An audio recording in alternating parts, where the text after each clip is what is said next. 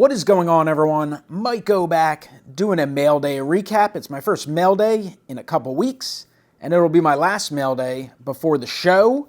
The 2024 National Sports Collectors Convention is only days away.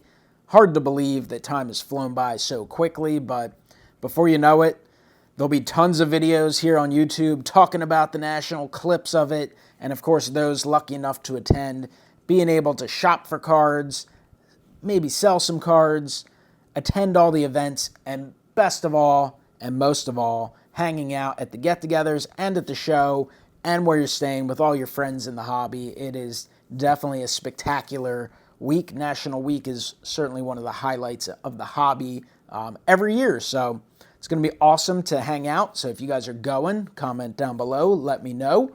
And if you're not, hopefully see you real soon in one of these coming years. So let's get into the mail day. Like I said, a ton of stuff, some eBay purchases, a few things direct from Topps, some stuff from auction houses, and a couple cards that were lost in the mail for a really long time and I had essentially given up on. So let's get into it. We'll get the new stuff out of the way first, then we'll get into some of this cool, super cool old stuff. We got some Topps Now cards that came in. Is from the 2024 season. Christopher Sanchez dominates in his first career complete game shutout. He also had a brief appearance in the All-Star game. Threw 2 pitches, got 2 outs. There he's featured in the City Connect uniform, which definitely has a level of popularity. The fan base, I think, is still fairly fractured on it. You have probably a third of fans who despise it, a third of fans who really like it, and a third of fans who have just kind of accepted it. They probably don't love it, but they're kind of used to it. But still interesting when you see a card with that uniform. Only the second card produced in that uniform. Alec Boehm had the first one. Got a Nick Castellanos. That's for a walk-off hit. And then from the Lou Gehrig Day set, it's Aaron Nola. They did a 30-card set, one player from each team paired with Lou Gehrig. So happy to get those ones in for the collection. Those are binder cards for me. Then I got in a number of Golden Image variation parallels from Series 2. Whit Merrifield. That looks like a current photo of him because that's the way he'll be dressed and not in a Phillies uniform. Whit was released in the final week before the first season, or the first half of the season wrapped up. It's kind of a shame. I was definitely excited to see the Phillies pick him up, was hoping he could really contribute. Excellent player for years and years with the Royals, all-star player, guy who led the league in hits and stolen bases and stuff. Really productive player. Struggled a lot in the second half with Toronto last year. It was kind of hopes that he would bounce back, and it just didn't happen. I mean, he had a couple home runs, and he made a few decent plays and made a few things happen, but just really, really struggled. So the Phillies ate the money and cut him loose. So hopefully he'll be part of a set that for a season remembered for the Phillies, but unfortunately his stay in Philadelphia not super long. Got a Christian Pache. It's his variation. We'll see if he's around with them much longer. He is excellent defensively and has speed. He has just continued to struggle to hit.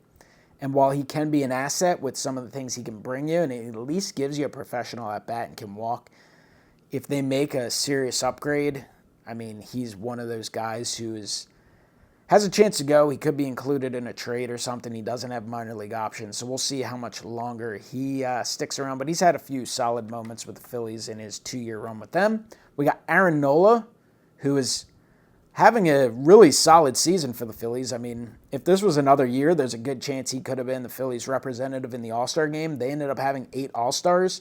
But you look at his numbers, his wins, his overall success. I mean, if he was on a bad team, he probably would have been an All-Star this year. Instead, he's kind of like the 4th starter on the team right now, at least in terms of statistics and productivity. But, I mean, he's been really good. And his career numbers, he's one of those guys who's creeping on his way to potentially having a 3,000 strikeout career if he can stay healthy. It's a big if, you never know. Doesn't always happen. But one of those guys, really productive pitcher. This is the dynamic dual Golden Mirror image variation. Features Real Muto and Aaron Nola. You can see the postseason patch on the hat. The golden image variations this year, this is actually a checklist. They have the golden back, which stands out, and then if you actually notice, it's just a white border, not the two-tone black-white border. And then the final one that I picked up is the Matt Strahm. Matt Strahm was an All-Star this year. Actually got a Topps Now card from the All-Star game. And here, celebrating reaching the NLCS. So I like when they have a really interesting photograph for the golden mirror image variation. And besides having an excellent 2-year stint so far with the Phillies, he's obviously known in the hobby. He has a YouTube channel. He also hosts Cardboard Life, which airs on cable television. So he's involved in the hobby, which is super cool. So those are some new cards I picked up.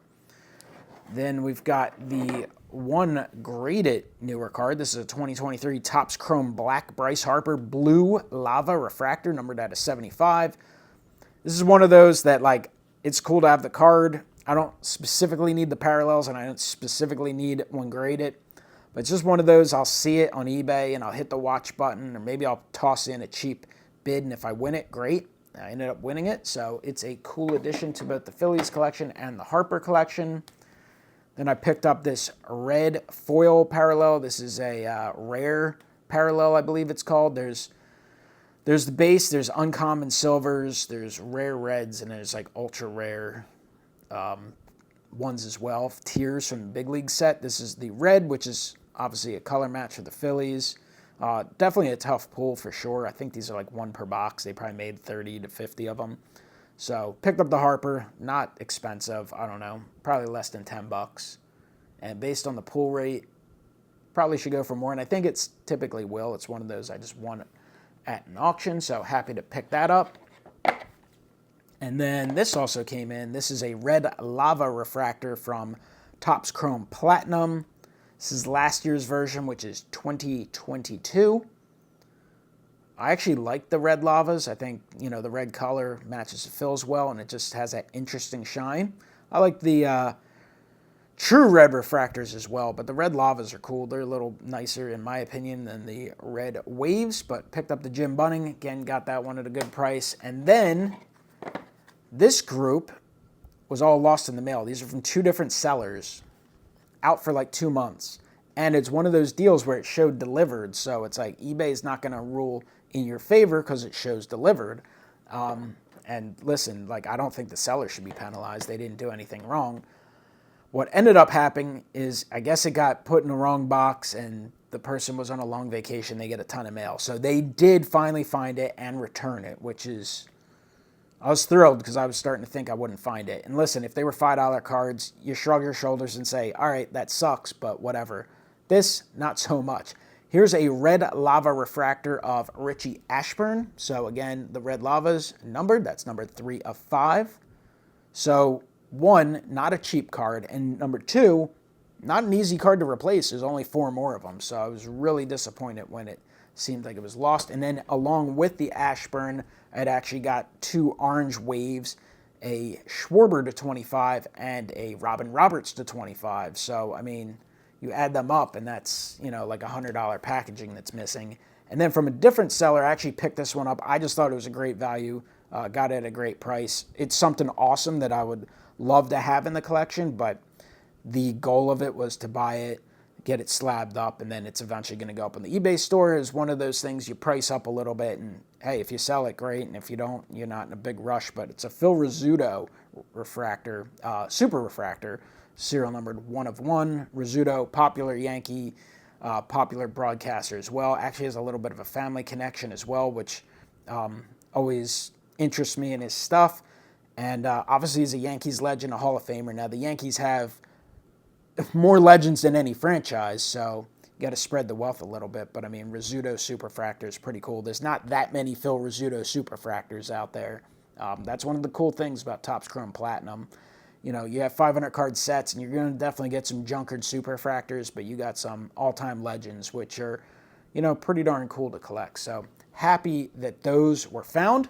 Now, for the vintage and pre-war stuff, this one was a separate pickup. The rest all came out of one auction lot. This is a 1915 Cracker Jack George Whitted. That's a SGC1, obviously beat up. What do you expect for a 1915 Cracker Jack?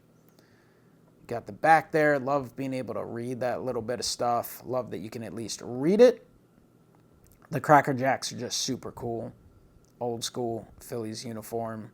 Super happy to pick that one up. This one I got, I think, from Sterling Sports, and got it at a really good price. So thrilled to add that. The rest of this stuff all came from an auction, and it was one of those deals. It's an auction house, one of the smaller ones. Bought it. I actually had a bunch going on, so I got the invoice and was like, all right, I'll pay it next week. And then a couple weeks went by. Eventually, finally got that paid. Then there was an error with it, so it actually took an extra week afterwards to get it paid. And then it got goofed up in their system. It actually didn't get shipped right away at all. But it's here now, so thrilled with that. Bunch of stuff. Some of this stuff I'll end up selling. They're duplicates and such. Some of them obviously picked up for the collection, and super thrilled to do that. This is one that is absolutely for the collection. It is, let's see if we can get it. The bigger ones can be hard to reflect the light. But this is a 1916 Fleischmann Bakery D381 Beals Becker without coupon SGC2. Right fielder, Philadelphia National. So super cool. Definitely tough ones to come across. You don't see them all that often. It's the type of stuff that I will look for at the National. Any of these pre-war, odder issues that you just don't see much. Like if I see anything, I glance. If I can find any Philly stuff, I try and pick some of it up. Because really, you got the National, somewhat the Philly show.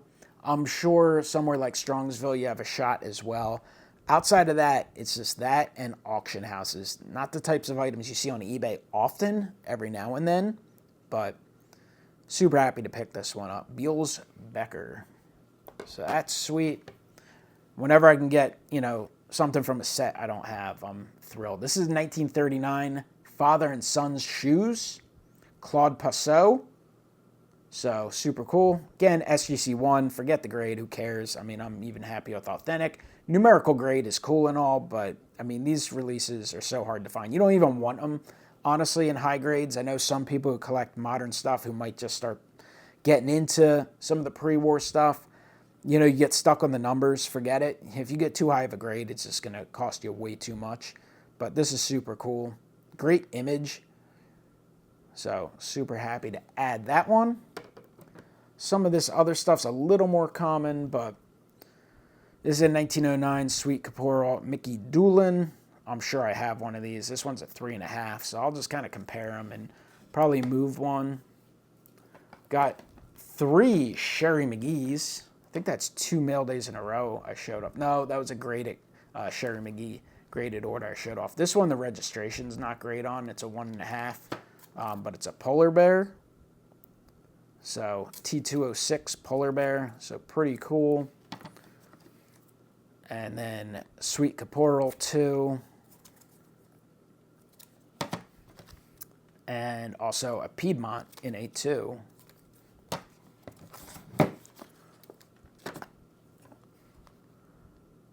Pat Moran in an SGC 4.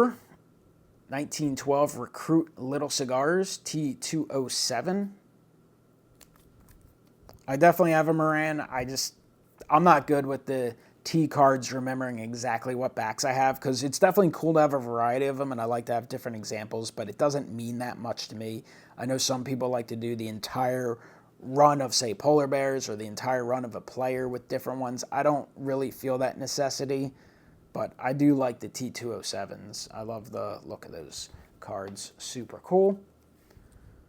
Got 2 Beals Beckers in one mail day. This is a 1914 Piedmont Art Stamps T332 Beals Becker. Super cool. 1.5 on that.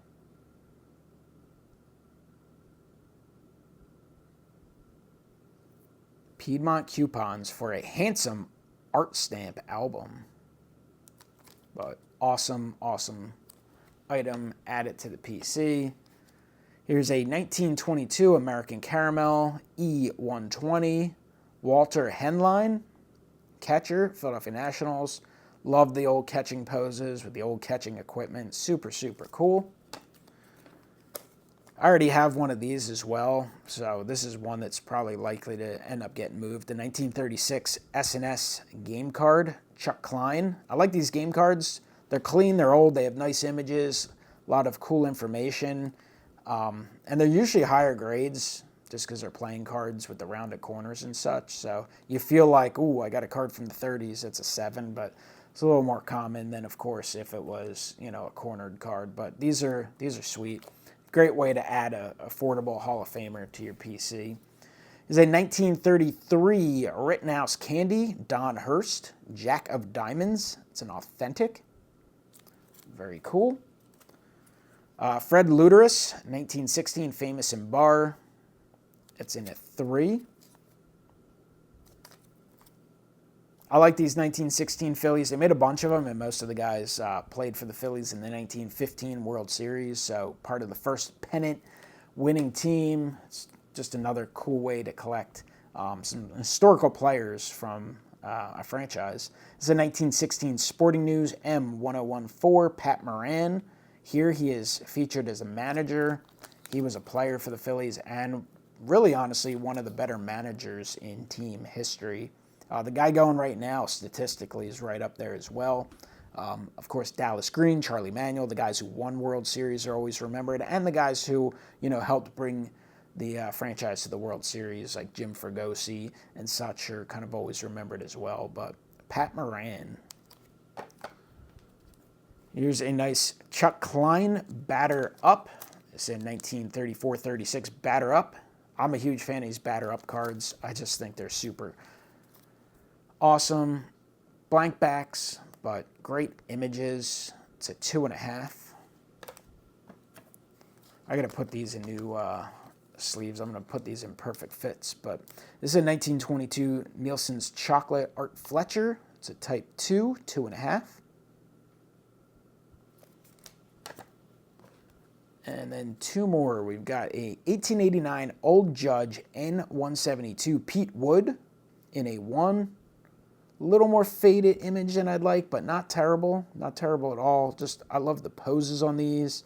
Love this one. It says Philadelphia across the chest, or Phila. So, super cool. I mean, if you guys don't own an Old Judge,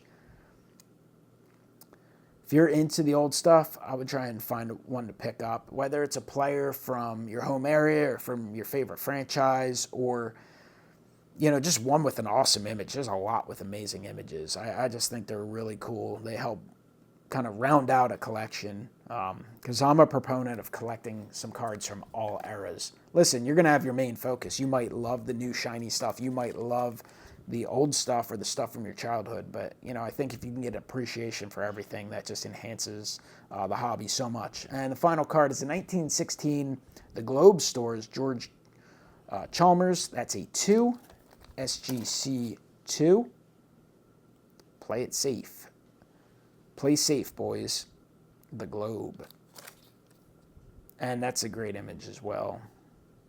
Pitcher for the Philadelphia Nationals in a 2. So love picking up all these awesome Phillies cards. One Yankees card today, but hopefully you guys enjoyed the mail day. Let me know in the comments down below what some of your favorite cards in this are. This is a loaded thing. We'll see what's in store for the National. I hope to make a video coming up, kind of thoughts or expectations for the National, but obviously picked up some sweet stuff for the collection here, so that's going to eat into the budget. And then I've also made a lot of fairly substantial purchases lately with some auction wins of stuff that's going to be inventory for my eBay store, and some of it will be made available during the live sales I do as well. But I've definitely sunk a lot of money into stuff lately, so we'll see what's in store for the National. But obviously it's always a great event that goes beyond just purchasing cards for the collection. So appreciate you guys watching. I will see you in Cleveland. I will be back with something before I leave for Cleveland, but even at the show, definitely going to be doing videos every day. And, you know, I think it's fun to definitely check out all the stuff coming out at the show. A lot of great videos just to see people talk about the show and being at the show and, seeing people pop into each other's videos and stuff, and the enthusiasm and the amount of fun people are having is just pretty awesome. So again, appreciate you guys watching, and I will talk to you next time. Have a great one.